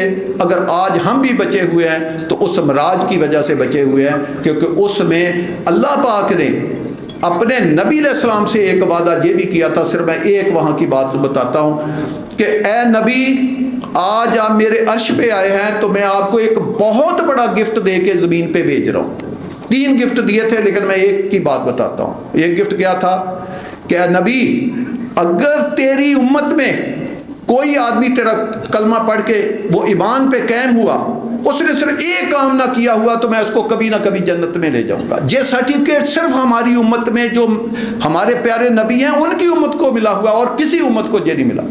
تو کیا تھا کہ اگر آپ کی امت میں سے کسی نے شرک نہ میرے ساتھ کیا تو میں اس کو کبھی نہ کبھی جہنم سے نکال کے جنت میں لے جاؤں گا۔ یہ تحفہ بھی اللہ نے عرش پہ بلا کے دیا۔ تو ایسے کمال اللہ پاک نے، وہ ایک ایسا واقعہ ہے کہ آج جتنی سپیس ٹیکنالوجی ہے، جتنی دنیا ترقی کر رہی ہے، جتنا علامہ اقبال نے کہا تھا کہ محبت مجھے ان جوانوں سے ہے جو ستاروں پہ ڈالتے ہیں کمان، وہ ساری جو باتیں ہیں وہ معراج کے واقعے سے ہیں کہ کیسے ایک سیکنڈ میں یا آدھے منٹ سے بھی کم وقفے میں وہ مسجد اقصیٰ بھی گئے، اور وہ 7 آسمانوں کی سیر بھی کر کے آ گئے، وہ جنت بھی دیکھ آئے، جہنم بھی دیکھ آئے، اللہ سے ہم کلام بھی ہوا ہے، وہ ہر چیز کام کر کے آ گئے۔ آج جب نئی نئی فلمیں بنتی ہیں تو وہ ٹائم زون کا جب فرق دیکھتے ہیں تو پھر انسان کو پتہ چلتا ہے کہ وہ جو وہاں 1 سیکنڈ گزرتا ہے وہ اس زمین پہ لاکھوں یا ہزاروں سال گزر سکتا ہے۔ اسی طرح یہاں پہ 1 سیکنڈ گزرتا ہے، وہاں ہزاروں سال گزر سکتا ہے۔ تو اب وہ سائنس ترقی کر کے وہ راز آہستہ آہستہ جو اللہ نے اپنے نبی کے اس واقعے کے ذریعے دے تھے، اب اس رازوں کو فاش کرنے کی سائنس جیسے جیسے اللہ عقل دے رہا ہے انسانوں کو تو وہ راز فاش کر رہے ہیں۔ تو یہ کس وقت ہوا؟ یہ اس وقت ہوا جب نبی علیہ السلام کے ساتھ سب سے 2 مشکل واقعہ جب پیش ہوا، تو اس وقت انہوں نے کہا، اس وقت اللہ نے ان کو معراج کر دیا۔ یہ کیسے ہو سکتا ہے کہ 25 کروڑ عوام اللہ کے اوپر توقع رکھنے والے اللہ ان کی مدد نہ کرے؟ اور اللہ نے سب سے بڑی مدد تو آپ کی یہ کی ہے کہ آپ کو ایک زرخیز خطہ دے دیا جس میں 5 دریا بہتے ہیں، جس میں پہاڑ ہیں، 5 موسم ہیں۔ اب اللہ نے تو آپ سے پوچھنا ہے کہ اے بندے، میں نے تمہیں عقل دی، تمہیں سوچ دی، سمجھ دی، اتنا خوبصورت ملک دیا، آپ نے بتاؤ میرے جنت جیسے ملک کے ساتھ کیا کیا؟ اور دوسروں کو میں نے کیا دیا؟ میں نے جہنم جیسے ملک دیے، انہوں نے جنت و گلزار بنا دیے۔ آپ کوئی ایک شعبہ پکڑ کے دیکھ لیں آپ کیسے ہیں۔ جو آپ سے پاکستان میں 30 سال کے بعد جو ملک آزاد ہوئے، آج اس کا پیسہ آپ سے ڈبل زیادہ ہے۔ میں جس ملک کی آپ کو مثال دے رہا تھا انڈیا کا، اس کا آج روپیہ 4 روپے کے قریب پہنچ گیا۔ آپ بتائیں آپ کہاں پہ کھڑے؟ یہ کس نے سوچنا ہے؟ وہ بھی مقابلہ کرنا ہے تو دنیا سے اچھی بات میں کرو۔ ہم نے جب بھی مطالعہ کیا ہے، پتہ چلا کہ بجلی کے بل آئیں گے، یہ ہمیں دنیا کے ایک آخری ملک کی مثال دیں گے کہ اس میں بھی بل زیادہ آئے ہیں۔ اگر یہ ڈیزل زیادہ بڑھے گا یہ کہیں گے دنیا کے فلاں ملک میں بھی بڑی مہنگائی. او بھائی اپنی بھی بات کرو, اپنے ملک کی بات کرو, اپنے ملک کے بزنس مین کے ساتھ پیار کرو, اپنی 25 کروڑ عوام کے ساتھ پیار کرو تاکہ یہ ملک کو آگے لے کر جائے. آج بھی پوری دنیا میں جو سرمایہ پڑا ہے, اگر پاکستانیوں کو اچھا موقع دیا جائے, ریاست کے بارے میں جو کہا جاتا ہے کہ ریاست ایک ماں جیسی ہوتی ہے, تو اگر وہ ماں جو ہے وہ اپنے بچوں کے ساتھ وہی سلوک کرے جو ایک ماں کرتی ہے, تو یہ پاکستان دیکھے گھنٹوں کے حساب سے اوپر چلا جاتا ہے. تو ادھر ایسے تو نہیں ہوتا. آپ پوری دنیا میں دیکھیں بزنس مینوں کی ایک لسٹ ہے. آپ مجھے بتائیں پاکستان میں بھی کوئی بزنس مینوں کی لسٹ ہے تو ان کے پاس کتنی دولت ہے؟ ہم تو صرف باتیں کرتے ہیں. دنیا کی کوئی ایک کمپنی لے لیں, ایمیزون لے لیں, ہواوے لے لیں, کوئی لے لیں, وہ جتنا وہ ایک کمپنی کے پاس ہے, ہماری اسٹیٹ کے پاس اتنا پیسہ نہیں, ہمارے بزنس مینوں کے پاس پیسہ نہیں ہے, ہمارے پاس کچھ نہیں. ہم کہہ رہے ہیں چودھری عبدالمجید رول ماڈل ہے. وہ میں کہاں سے رول ماڈل بن سکتا ہوں؟ میں تو اس اسٹیٹ کا رول ماڈل ہوں, بننا چاہتا ہوں کہ اس میں میری عزت ہے. جب میرے ملک کی عزت ہوگی تو میری بھی عزت ہوگی. میری ساری عزتیں میرے ملک کے ساتھ ہیں. اگر میرا ملک ترقی یافتہ ہے میں بہترین رول ماڈل ہوں. میرے ملک کا ڈیفنس اچھا ہے, میرے ملک کی اکانومی اچھی ہے, میرے ملک میں ایجوکیشن اچھی ہے, ہیلتھ اچھی ہے, ہیومن ڈیولپمنٹ اچھی ہے, تو میں آپ کا بہترین رول ماڈل ہوں. میں اپنے آپ کو کلیم بھی کروں گا. ان حالات میں میں کیسے ادھر کھڑے ہو کر تقریریں کر کے کہہ سکتا ہوں کہ یہ جو پاکستان ہے میں اس کا ایک بہت اچھا بزنس مین؟ کیسے؟ دنیا مجھ پہ نہیں ہنسے گی. آپ لوگوں کو بیوقوف سمجھتے ہیں. ہم ایک طرف کہتے ہیں کہ پوری دنیا جڑ گئی, آپ کا جو فون ہے یہ آپ کا ٹی وی بھی ہے, یہ آپ کا فون بھی ہے, یہ آپ کا سب کچھ ہے. کیسے آپ ہے؟ کیسے میری ایک چھوٹی سی بات دنیا میں پہنچے گی؟ وہ کہیں گے کہ وہ تو مجھ پہ ہنسیں گے کہ آپ مانگنے تانگنے والی قوم, آپ رول ماڈل کی میٹنگیں کر رہے ہو. آج بھی ہمارے جو ایکشن ہے وہ نوابوں والا ہے. میں کسی کا نام لوں گا تو ذرا زیادہ مسئلہ بنے گا, میں دل نہیں میرا چاہتا.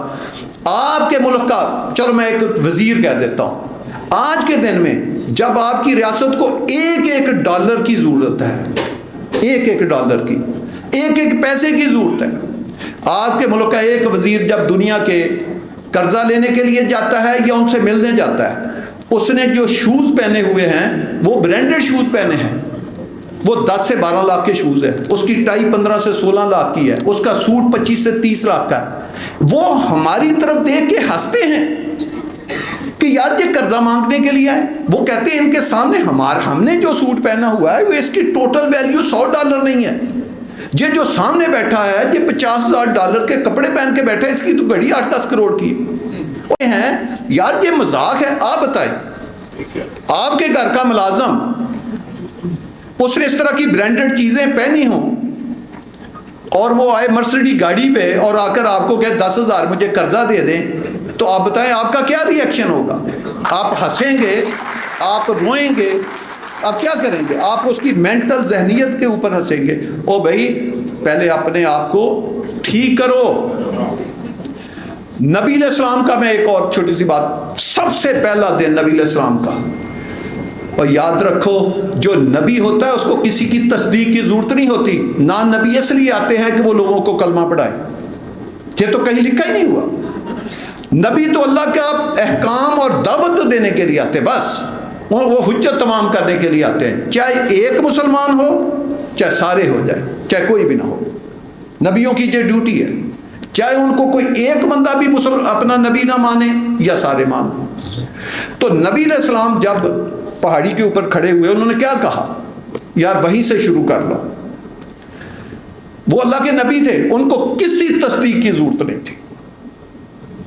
انہوں نے کھڑے ہو کے کہا کہ اے مکہ کے لوگوں, اگر میں آپ کو یہ کہوں, پہلے تو انہوں نے اپنی یہ تصدیق کہی کہ آپ مجھے بتاؤ کہ میں نے آپ کے اندر 40 سال گزارے, آپ نے مجھے کیسا پایا؟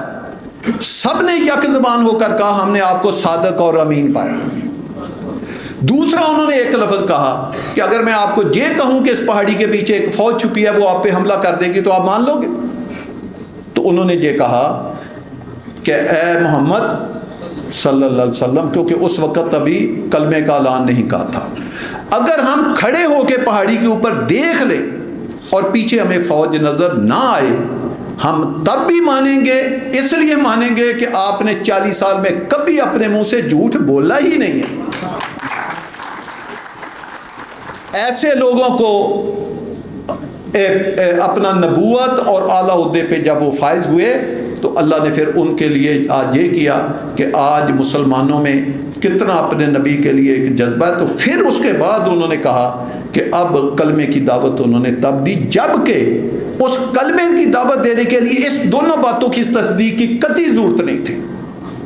نہ اللہ نے یہ تصدیق ان کے کہا تھا کہ آپ نے کروانی ہے، نہ ان کو ضرورت تھی، لیکن انہوں نے کیوں دلائی؟ انہوں نے کہا تھا یہ کفر کا نظام ہے، اس میں اگر ڈینٹ ڈالنا ہے تو یہاں سے ابتدا کرنی پڑے گی۔ انہوں نے اس نظام میں ڈینٹ ڈالنے کے لیے اپنی ابتدا یہاں سے کی، اور یہ ہسٹری کی چھوٹی تاریخ ہے کہ جس میں 22-23 سالہ زندگی میں انہوں نے وہ ڈینٹ ڈالا کہ اتنی بڑی ریاست مارد وجود میں آ گئی، اور اتنے زیادہ غزوہ لڑے گئے، اتنی زیادہ جنگیں لڑی گئی، اتنی زیادہ فتوحات کی گئی کہ ایک چیز کو جو بالکل 180 کے زاویے پہ چیز تھی کہ زمین میں جو گری ہوئی تھی اس کو اٹھا کے 190 کے زاویے کے اوپر کر دیا۔ تو کیا پاکستان، آپ اگر نبی کے ماننے والے، باقی باتوں میں تو اللہ اور نبی کی باتیں کرتے ہیں، تو اگر ان کی سنت کے مطابق چلے تو آپ اتنے سالوں میں نہیں چیز کو ٹرن اراؤنڈ کر سکتے تھے، تو آپ نیچے کیوں لے گئے؟ آپ تو ماننے والے تھے کہ جیسے میں نے حضرت عمر بن عبدالعزیز کی مثال سنائی کہ وہ بیٹھے دفتر کا کام کر رہے تھے، تو ایک آدمی ان کے پاس آ گیا کوئی ڈسکشن کرنے کے لیے، لیکن جب انہوں نے ڈسکشن شروع کی تو وہ پرائیویٹ ڈسکشن تھی، انہوں نے اسی وقت وہ دیا جو تھا اس کو پھونک مار دی، دیا بجا دیا۔ اس کا کیا آپ بات کریں؟ ان کا جی کہ اے خلیفۃ المومنین آپ نے تو دیا بجا دیا۔ انہوں نے کہا جی آپ مجھ سے پرائیویٹ معاملہ ڈسکس کر رہے ہیں، تو یہ تو بیت المال کے پیسوں سے دیا جا رہا ہے، تو میں دیا کیسے جلاؤں؟ تو یہ مجھے بتائیں کہ کیا آج ہمارے جو حکمران ہیں وہ اس اوپر نہیں، تو چلو اس پہ اس ایک نقش قدم ہوتا ہے نا، کیا اس کے اوپر چلنے والے لوگ ہیں؟ تو نہیں۔ آج پھر وہ میں موتی کی بات سے میں نے یہ بات شروع کی تھی کہ جب بزنس مینوں نے اس کو سپورٹ دی، اس کا فائدہ اس کو بھی ہوا کہ انہوں نے اتنا پیسہ لگایا کہ وہ پرائم منسٹر بن گیا۔ آج ہمارے لیے وہ ولن ہوگا، ان کے لیے بھئی وہ ہیرو ہے۔ اس نے اس ریاست کو ٹرن راؤنڈ کر دیا کہ آج ان کے ریزرو 900 ارب ڈالر کے قریب پہنچ گئے۔ وہ تیسری اکانومی کی بات کر رہے ہیں، ان کی جو ایکسپورٹ ہے وہ 600 ارب ڈالر کے قریب کی وہ باتیں کر رہے ہیں، اور ہم کہاں کھڑے ہیں؟ وہ اپنا ملک بہت آگے لے گئے، تو ہم کیوں نہیں لے گئے؟ بنگلہ دیش کدھر چلا گیا، سنگاپور کدھر چلا گیا؟ تو ہمیں میری جو ہے کہ ہمیں مایوس نہیں ہونا چاہیے۔ ہم ایز اے مسلمان تو ویسے ہی مایوسی کفر ہے، ہمیں اچھے کی امید رکھنی چاہیے۔ انشاءاللہ تعالی جس دن حضرت عمر بن عبدالعزیز، حضرت عمر فاروق، حضرت ابو بکر صدیق، ہمارے نبی علیہ السلام کی سنت کے مطابق چلنے والے، اس ملک کا درد رکھنے والے، جس دن حکمران آگے، یہ ملک گھنٹوں کے حساب سے بننا شروع ہو جائے گا۔ آخری بات میں ایک ریل اسٹیٹ کی کرتا ہوں۔ ہمارے ملک میں ایک بخار ہے، اور وہ بخار بڑا غلط ہے، یہ نالائق لوگوں کو بخار ہوتا ہے۔ زندگی میں یاد رکھے ہر آدمی نے کوئی نہ کوئی کام تو کرنا ہے۔ اگر میں کوئی انٹلیکچوئل ہوں، ویژنری ہوں، میں اپنی آرگنائزیشن کو آگے لے کر جاؤں گا۔ اگر میں نالائق ہوں تو کام میں نے بھی کرنا ہے، میں نے جسٹیفائی تو کرنا ہے نا کہ میں بھی ادھر ہوں، میں ڈسٹرکشن شروع کر دوں گا۔ کوئی پازیٹیو شروع کر سوچ کر دے گا، کوئی نیگیٹو کر دے گا۔ پاکستان میں ایک بخار چڑھ جاتا ہے جی نہیں، یہ جو ریل اسٹیٹ کا بزنس آگے جائے گا تو انڈسٹری پیچھے چلی جائے گی، لہٰذا یہ ریل اسٹیٹ کو جو ہے اس کی ڈسٹرکشن کر دو۔ اس کو تباہ و برباد کر دو. کیوں؟ تاکہ انڈسٹری ترقی کرے. ٹھیک ہے مان لیتے ہیں, آپ ویسے اعلان کر دیں کہ اگلے 5 سال میں ہم نے ری اسٹیٹ کو, بجائے کہ یکلخت اعلان کریں, آپ کہیں 5 سال میں ہم نے ری اسٹیٹ کو ریڈیوس کر کے آج جو اکانومی میں 20% ہے ہم نے 2% پہ لانا ہے. انڈسٹری جو ہمارے ملک میں 20% ہے ہم نے اس کو 35% پہ جانا ہے. کر دیں اعلان تاکہ ان کا بھی کاروبار. لیکن انڈسٹری کے لیے کرنا کیا ہے مجھے آپ بتائیں. دنیا کمپٹیشن ہے, آپ نے چیزیں بنا کے اپنے گھر میں نہیں رکھنی, باہر بھیجنی ہے. وہ جس ملک میں آپ انرجی 50 روپے سے لے کر 60 یا 70 روپے یونٹ دے رہے ہوں اور اس میں بھی ان انٹرپٹڈ آپ بجلی نہ دے سکیں, آپ کیسے انڈسٹری لگائیں گے؟ آپ کا کائبر 23-24% پہ ہو, آپ کیسے انڈسٹری لگائیں گے؟ آپ کے پاس کے لیبر نہ ہو, آپ کیسے لگائیں گے؟ آپ جتنی سیلری دیتے ہیں دنیا اس سے کم سیلری دیتی ہے اور ان کی جو آؤٹ پٹ ہے وہ آپ کے بندوں سے زیادہ ہے, اس لیے کہ ان کے پاس اسکلڈ لیبر ہے, آپ کے پاس اسکلڈ لیبر نہیں ہے. آپ کیسے کمپٹیشن کریں گے؟ کیسے کمپیٹ دنیا کو کریں گے؟ تو انڈسٹری کی کیا آپ نے فضا بنائی ہوئی ہے ملک میں؟ نہیں بنائی. تو پھر آپ ری اسٹیٹ کو کیوں چھیڑ رہے ہیں؟ مجھے یہ بتائیں, اگر ری اسٹیٹ کے بغیر دنیا ترقی کر سکتی ہے تو نیو یارک مینہٹن کیوں کھڑا ہے؟ پھر کیلیفورنیا کیوں کھڑا ہے؟ پھر سنگاپور کیوں کھڑا ہے؟ پھر شنگھائی اور چائنا کیوں کھڑا ہے؟ پھر دبئی کیوں کھڑا ہے؟ پھر سعودی اب کیوں سارے ہاؤسنگ کے پروجیکٹ لا رہا ہے؟ اب دنیا کا مجھے ایک ملک تو بتائیں. دنیا میں نمبر 1 اکانومی امریکہ ہے, نمبر 2 چائنا ہے, تو کیوں کھڑا ہے؟ ان میں ری اسٹیٹ کا کتنا بزنس ہو رہا ہے؟ ابھی میرا لاسٹ جو ٹور تھا وہ آسٹریلیا کا تھا. ہم سڈنی میں ٹھہرے. آپ کو پتا سڈنی کنجسٹڈ ایک شہر ہے اور پرانا شہر ہے. آج پورے اسلام آباد میں اتنی کرین نہیں کھڑی تھی. میں کہتا ہوں کہ اسلام آباد لاہور کراچی ڈال دی اتنی کرین نہیں لگی تھی جتنی سڈنی اکیلے میں کرینیں کام کر رہی تھی ہائی رائز بلڈنگوں پہ. وہ یار آپ ان کی عقل مار لو. آپ کو کس نے کہا ہے کہ ری اسٹیٹ بزنس کو ہم نے ڈبو کے ترقی کریں گے؟ ہاں پوری دنیا بیلنس کرتی ہے, وہاں ری اسٹیٹ بھی چلتی ہے, وہاں انڈسٹری بھی چلتی ہے, وہاں باقی چیزیں بھی چلتی ہیں. تو آپ کیسے ری اسٹیٹ انڈسٹری کو ڈبونا چاہتے ہیں؟ دوسرا, جن 4 سیکٹروں میں آج کل گورنمنٹ تھوڑا سا توجہ دے رہی ہے وہ سارے سیکٹر ایون کہ زراعت پہ بھی ترقی دیں تو چاول بھی 90 دن کے بعد پکتا ہے. ری اسٹیٹ ایک انڈسٹری ایسی ہے کہ اگر آج آپ ٹیکسوں میں چھوٹ نہ دے, لوگوں کو انسینٹیو دے. صرف یہ گورنمنٹ آج پوچھ لے کہ پچھلے 2 سال میں آپ نے کتنی ہاؤسنگ کالونیوں کی اپروول دی ہے, کتنے بلڈنگ پلان اپروو کیے ہیں. ایک 5-6 ہزار کنال کی کالونی کی اگر اپروول گورنمنٹ دے تو کئی کروڑ ان کی اپروول کی مد میں جاتا ہے, اور ایک بلڈنگ کا جب نقشہ بنتا ہے تو ان کا کروڑوں روپیہ جاتا ہے. تو ایک ہاؤسنگ کالونی اگر 5-6 ہزار کنال کی اپروڈ ہو جائے تو گورنمنٹ کو کئی 100 ارب روپے کا ریونیو, اور کنٹینیو زندگی بھر وہ ریونیو چلتا ہی جائے گا, چلتا ہی جائے گا. جب بھی ٹرانسفر ہوگی گورنمنٹ کو ریونیو ملے گا, جب بھی بلڈنگ بنے گی ریونیو ہوگا, جب بھی ڈیمالش ہوگی ریونیو ہوگا, تو چلتا جائے گا. بتائیں کتنی انہوں نے بلڈنگیں اپروو کی ہیں؟ میں نے کبھی ٹیکسوں کی بات نہیں کی. 7E کو ایسے کر دے, 236 ایسے کر دے, کہ ایسے, مجھے تو ٹیکسوں کے نام بھی نہیں آتے. اور میں کہتا ہوں کہ فیسلٹی دیں, اس طرح دیں جس طرح دنیا کی قومیں دیتی ہیں, کہ ہم کسی محکمے میں جائیں تو VIP کمرہ ہو کہ لو جی یہ آپ کا نقشہ ہے, آپ نے فیس جمع کرا دیا. میں آپ کو ایک لیٹسٹ مثال دیتا ہوں. ہم نے فیصل ہل کی بجلی لگوانی تھی, 2 ارب 30 کروڑ روپیہ ہم نے ایڈوانس وابڈا کو جمع کرایا. ایڈوانس سے مراد ان کا نوٹس آیا, ڈیزائن بنا, ہم نے ان کو پیسے 2 ڈیمانڈ نوٹس ایشو ہوئے. 1 ارب 31 کروڑ کا ایک تھا, 1 ارب 13 کروڑ کا ایک تھا. ہم نے کوئی 2.5 ارب کے قریب پیسے جمع کرا دیے. اب IS کو اسلام آباد جو بہترین ایک آرگنائزیشن ہے پاکستان میں بجلی ڈسٹریبیوشن میں, اس کا نمبر پھر بھی اچھا ہے, وہ پیسے لے کے بیٹھ گئے. کسی افسر نے نہیں ہمیں بلایا. ہم جا رہے ہیں, اب جی ٹینڈر کریں گے, وہ کریں گے, وہ کریں گے. ہمیں 6 ماہ 1 سال انہوں نے ہمارا ضائع کیا. پرائس بھی کتنی ایسکلیشن ہو گئی. اب یہ بتائیں کہ آپ نے 2.5 ارب روپیہ ایک محکمے کو دیا ہو اور وہ محکمہ آپ سے نہ صرف آپ کا کام نہ کرے, پوچھے بھی نہ. کیا دنیا میں ایسے کبھی ہوا ہے؟ پھر آپ پاکستان کی جو تباہ و بربادی کا نوحہ نہیں پڑیں گے تو پھر کیا کریں گے؟ ہونا تو یہ چاہیے تھا کہ میرا ڈیمانڈ نوٹس آتا، پیچھے ہی واپڈا کے بندے کی کال آ جاتی کہ چور صاحب آپ کو ڈیمانڈ نوٹس مل گیا ہے، آپ بتائیں کل پہلی قسط جمع کرائیں گے یا پرسوں کرائیں گے؟ میں ادھر اپنا، ہم نے تو کہ آپ کا ایک برانڈ نیم ہے، ہم نے ادھر پورا مٹیریل اور اپنی ٹیموں کو موو کر دیا، صبح بجلی لگنی شروع ہو جائے گی، تو آپ مہربانی کریں کل تک یہ 15-20 کروڑ روپے کی پہلی قسط جو ہے یہ جمع کرا دیں۔ تو میں کتنی تعریفیں کرتا، یہ ہمارا ملک کتنی ترقی کرتا۔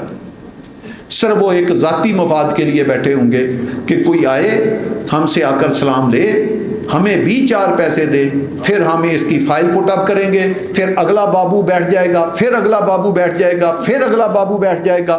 مجھے یہ بتائیں، ملک آپ غریب ہوں، رونا آپ روزانہ روتے ہوں، آپ کی اسٹیبلشمنٹ کتنی ہے کہ پہلے اسسٹنٹ ڈائریکٹر، پھر ڈپٹی ڈائریکٹر، پھر ڈائریکٹر، پھر ڈپٹی ڈائریکٹر جنرل، پھر ڈی جی، پھر ممبر، پھر وائس چیئرمین، پھر چیئرمین۔ فائل وہی ہے جو اسسٹنٹ ڈائریکٹر نے لکھی ہے، تو باقی کس لیے یہ بٹھائے ہوئے؟ کیوں اتنی بڑی اسٹیبلشمنٹ ہے؟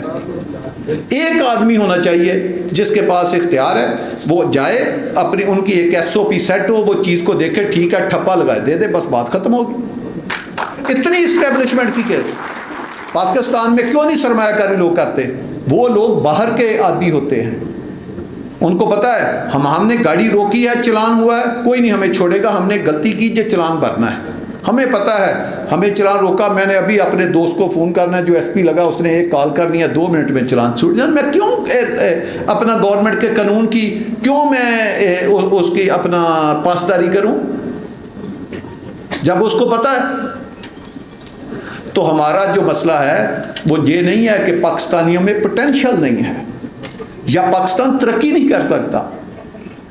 پاکستان بہت ترقی، نہ ہمیں قرضوں کی تو وہ ضرورت ہوتی ہے جو ریگستانوں پہ بیٹھے ہوں کہ کہیں سے ایک دفعہ پیسہ لے کے ہم گلزار بنائیں۔ او بھئی ہم تو پہلے ایک اپنا بھرا ہوا خزانوں سے ملک ہے، ہمیں کیا ضرورت ہے؟ اور جن کو یہ پتہ ہے کہ اللہ کی زمین اللہ نے بندوں کو پیدا کیا ہے، رزق کا ذمہ اللہ نے لیا ہے، قیامت کے دن ایک واقعہ پیش آئے گا، یہ سننے والی بات ہے، جب انسانوں کے سمندر قیامت کے دن ججمنٹ ڈے میں اکٹھے ہوں گے، اللہ زمین سے، آپ کو پتہ ہے جب قیامت آئے گی تو زمین اپنے خزانے نگل دے گی، یہ قرآن پاک میں ہے کہ زمین خزانے نکلے گی۔ اللہ پاک پوچھیں گے کہ اے زمین تو سے ان انسانوں نے ساری زندگی کتنا تم سے جو خزانے تھے اس کو استعمال کیا؟ تو زمین کہے گی یہ تو 10 سے 12% انہوں نے میرے خزانوں کو استعمال کیا تھا، باقی تو اب میں نے سارے نکل کے باہر پھینک دیے۔ اور اللہ نے تو یہ جو آپ کا پلینٹ ہے اس میں اتنے خزانے بھر کے دیے ہیں کہ آپ قیامت تک ان خزانوں کو استعمال کرتے رہیں تو یہ ٹوٹل خزانوں کا 15% بھی نہیں بنتے، تو پھر کمی کس چیز کی ہے؟ کیا آپ کا اللہ پہ توکل کی کمی ہے؟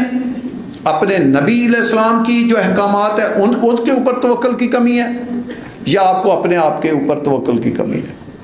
میں پوری زندگی میں کبھی بھی مشکل سے مشکل وقت میں بالکل نہیں گھبرایا، کاروباری آدمی ہوں، اپنے کام کے ساتھ کام رکھا ہے، اور مشکل حالات کا آج آپ دیکھیں، 3 دن پہلے کی بات ہے، مارکیٹ میں کتنا آپ کہتے ہیں پراپرٹی کا، ہم نے آرچ ایک پروجیکٹ تھا 60-70 کروڑ روپے اس پہ لگایا۔ ہم جو ایجوکیشن کے اوپر ایک روٹ سکول بنا رہے ہیں، پاکستان کا سب سے خوبصورت، ایسا آپ کا سرینا ہوٹل بھی نہیں ہے جیسے روٹ سکول، 80 سے 90 کروڑ روپیہ صرف ایک سکول کے اوپر لگا رہے ہیں۔ فیصل جول بنا رہے ہیں، ایک پلاٹ سیل نہیں کیا، ایک فلیٹ سیل نہیں کیا، آپ دیکھیں کتنی سپیڈ سے بلڈنگ بن رہی ہے، سب ڈیولپمنٹ کا کام جاری رکھے ہوئے۔ تو ہمیں نا امید ہونے کی ضرورت نہیں ہے دوستو، ہم سب، ہمارا یہ ملک ہے، ہم نے اس کو آگے لے کر چلنا ہے، اس ملک کے ساتھ ہماری عزتیں ہیں، اگر ہم سب اپنے اپنے حصے کا کردار ادا کریں تو یہ ملک بہت آگے جا سکتا ہے۔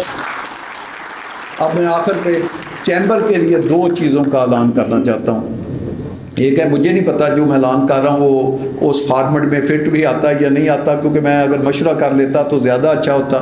ایک تو میں FT2 میں 100 پلاٹ جو ہماری اولڈ پرائس ہے اس میں بھی 25% ڈسکاؤنٹ کے ساتھ جو ہے وہ دیتا ہے. اور دوسرا چیمبر کی مجھے نہیں پتا کہ کوئی ویلفیئر یا کچھ ہوتی ہے یا وہ کیا طریقہ ہے, 1 کروڑ روپیہ بھی میں اپنی طرف سے چیمبر کو دیتا ہوں. اور آخر کے اوپر میں آپ دوستوں کا بہت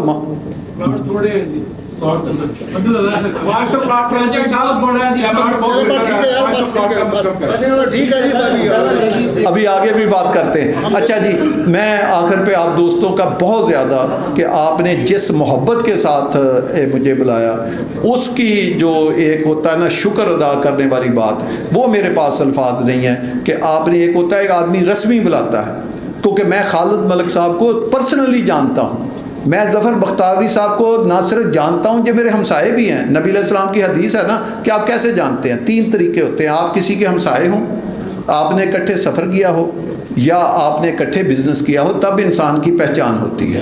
تو بختیاری صاحب میرے ہمسائے بھی ہیں, تو مجھے پتا ہے کہ انہوں نے کس محبت کے ساتھ, یا چیمبر کے ہماری جو باقی دوست ہیں انہوں نے کس محبت کے ساتھ بلایا, اور یہ میری صبر کے ساتھ باتیں سنی. میں بڑی مثالیں دینا چاہتا تھا, میں بڑی آپ سے باتیں کرنا چاہتا تھا, لیکن ایک وقت بھی محدود ہوتا ہے. بات ہوتا ہے کہ دیگ کا ایک دانہ چکھنے یا بتانے یا سمجھنے یا سمجھانے کی بات ہوتی ہے.